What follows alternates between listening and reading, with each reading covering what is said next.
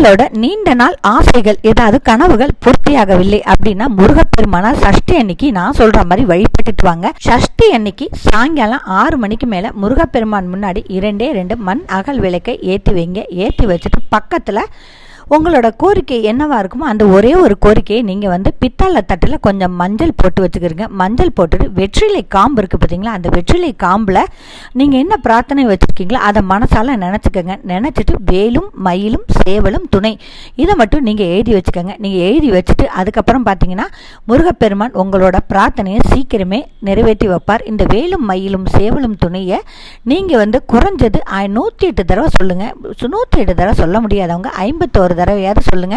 இதே மாதிரி நீங்க தொடர்ந்து சஷ்டி விரதத்துல நீங்க செஞ்சுட்டு வந்தீங்கன்னா கூடிய சீக்கிரத்திலே உங்களோட கோரிக்கையை முருகப்பெருமான் முன் நின்று நிறுத்தி வைப்பார். ஏன்னா முருகனை நம்பினார் என்னைக்குமே கைவிடப்படார். இந்த பூஜையை நீங்க செய்யும்போது நம்பிக்கையோடு செய்யுங்க.